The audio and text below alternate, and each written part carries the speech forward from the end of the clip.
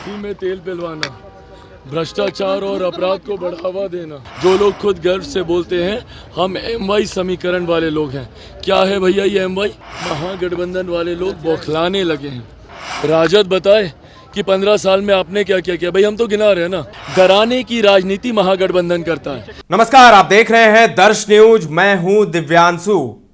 लोक जनशक्ति पार्टी रामविलास के राष्ट्रीय अध्यक्ष और हाजीपुर से NDA के उम्मीदवार चिराग पासवान ने आज लालू परिवार पर चुन चुन कर हमला बोला। जी हां, एयरपोर्ट पर पत्रकारों से बात करते हुए चिराग पासवान ने लालू यादव और RJD पर तुष्टीकरण की राजनीति करने का आरोप लगाया। साथ ही उन्होंने MY समीकरण को लेकर लालू यादव को कटघरे में खड़ा किया। क्या कुछ कहा है चिराग पासवान ने, पहले आप वो सुनिए।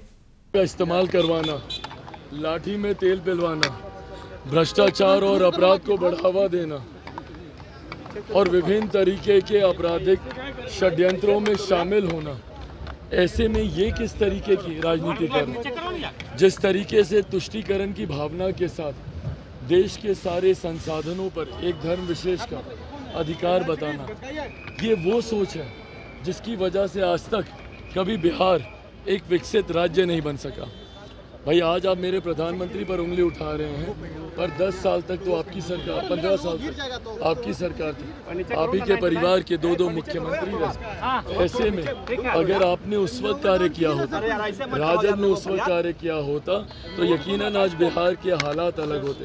प्रधानमंत्री जी की योजनाएं, गरीब कल्याण की जितनी योजनाएं हैं, उसमें मुझे बता दीजिए कहाँ पे जाति विशेष की बात हो रही है या धर्म विशेष की बात हो रही है। ये वो लोग हैं जो खुद गर्व से जातीयता और सांप्रदायिकता पे बनाए हुए समीकरण के आधार पर राजनीति करने का काम करते हैं। जो लोग खुद गर्व से बोलते हैं हम MY समीकरण वाले लोग हैं, क्या है भैया ये MY? ये जातीयता, ये सांप्रदायिकता नहीं है। तो ऐसे में जो लोग खुद इस कार्य को अंजाम दे रहे हैं, वहीं दूसरी तरफ हमारे प्रधानमंत्री आज की तारीख में उनकी योजनाएं उठाकर देख लीजिए। प्रधानमंत्री आवास हो, उज्ज्वला हो, शौचालय हो, या जिस तरीके से 81 करोड़ लोगों को मुफ्त में राशन मिल रहा है, इन तमाम योजनाओं में कहाँ कहीं पे भेदभाव किया गया? कहीं ये तो नहीं देखा गया कि भाई ये हिंदू का घर है, ये मुसलमान का घर है। सारी योजनाओं का इक्वल डिस्ट्रीब्यूशन कराएगा। पर दिक्कत ये है ना कि हार के डर से अब ये महागठबंधन वाले लोग बौखलाने लगे हैं। जिस तरीके की आपत्तिजनक भाषाओं का इस्तेमाल ये कर रहे हैं, जिस तरीके से आरोप प्रत्यारोप की राजनीति ये कर रहे हैं, सकारात्मक राजनीति करने के लिए इनके पास कुछ है नहीं। भाई हम लोग तो अपने मुद्दे गिना रहे हैं ना। बताएं राजद के लोग, आप भी अपने मुद्दे गिनाइए। आप भी बताएं महागठबंधन के लोग कि आपने इतने सालों में 55 साल तक कांग्रेस रही, गाहे बगाए कई गठबंधन सरकारों का नेतृत्व कांग्रेस ने किया। बताया आपने देश के लिए क्या क्या किया। राजद बताए कि 15 साल में आपने क्या क्या किया। भाई हम तो गिना रहे हैं ना। हमने तो उज्ज्वला भी गिनाया, हमने आपको आयुष्मान भी गिनाया, हमने आपको शौचालय भी गिनाए, हमने आपको प्रधानमंत्री गरीब कल्याण अन्न योजना भी गिनाई, 81 करोड़ लोगों को मुफ्त में राशन। ये तो वो हम लोग सरसरी निगाहों से उन योजनाओं का जिक्र कर रहे हैं जिसका लाभ सीधा जा रहा है। अभी किसान योजना के माध्यम से जिस तरीके से उनके बैंक में डायरेक्ट ट्रांसफ़र हो रहा है किसानों के खाते में, ये वो योजना है। इसके अलावा कई ऐसी योजनाएं हैं जो सीधा गरीब परिवार को प्रभावित कर रही हैं। परिणाम स्वरूप 25 करोड़ लोग गरीबी रेखा से बाहर निकले।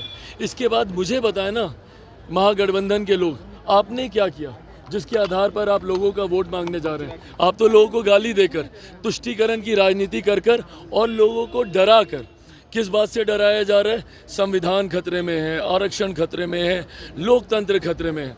2015 का बिहार विधानसभा का चुनाव याद कीजिए। पूरा चुनाव सारे मुद्दे से भटकाकर सिर्फ आरक्षण के मुद्दे पे केंद्रित कर दिया गया। आज 10 साल होने को आए हैं, क्या हो गया भैया आरक्षण को?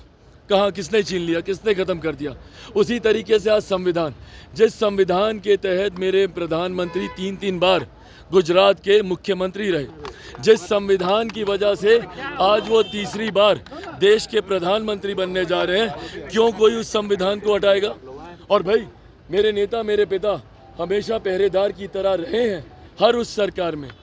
कुछ समय पहले अनुसूचित जाति जनजाति एट्रोसिटी एक्ट को लेकर जिस तरीके से माननीय न्यायालय के द्वारा उसको कमज़ोर करने के प्रावधान बना दिए गए थे, उसके डाइल्यूशन की बात हुई थी, उस वक्त भी मेरे नेता ने डटकर, हम लोगों ने डटकर सरकार के सामने हम लोग खड़े रहे, सरकार को उसको पुनः उसी स्थिति में वापस उस कानून को लागू करवाना पड़ा। 2 दिन का लोकसभा राज्यसभा हम लोगों ने उस वक्त एक्सटेंड कराया था। आज जो लोग बोलते हैं संविधान लोकतंत्र का खतरा, मैं बोलता हूं भैया, और मैं मेरे नेता मेरे पिता आदरणीय रामविलास पासवान जी के संघर्षों की कसम खाकर ये बात बोलता हूं कि जब तक चिराग पासवान जिंदा है, ना संविधान को कोई खतरा है, ना आरक्षण को कोई खतरा है। हेड ऑफ द गवर्नमेंट है मेरे प्रधानमंत्री, हर मन से वो भी इस बात को कह चुके हैं, हर मन से मेरे गृह मंत्री इस बात को कह चुके हैं, पर उसके बावजूद डराने की राजनीति महागठबंधन करता है, कभी लाठी का डर दिखा के तो कभी ऐसी बातों का भ्रम फैला के। क्योंकि इनके पास एक्चुअल कोई मुद्दे बचे नहीं है। प्रधानमंत्री भी आ रहे हैं दरभंगा। अच्छी बात है भाई, प्रधानमंत्री जब तो सुना आपने, चिराग पासवान को उखड़ गए हैं आरजेडी पर और लालू यादव और तेजस्वी यादव पर उन्होंने निशाना साधा है और जबरदस्त हमला बोला है। आपको याद होगा, चिराग पासवान और आरजेडी के बीच पिछले कई दिनों से रसाकसी का दौर जारी है। वाद विवाद, हमला और पलटवार और वार दोनों का दौर जारी है। आपको याद होगा, जमुई में सभा हो रही थी तेजस्वी यादव की। उस वक्त चिराग पासवान को आरजेडी के कार्यकर्ताओं ने, समर्थकों ने गाली गलौज की थी। उसके बाद खूब मुद्दा गर्म हुआ था और ये मुद्दा अभी भी गर्म है, थमने का नाम नहीं ले रहा। और अब चिराग पासवान ने आरजेडी और लालू परिवार पर हमला बोला है, तीखा हमला बोला है। फिलहाल के लिए इतना ही। तमाम अपडेट्स आपको देते रहेंगे, बने रहें दर्श न्यूज के साथ।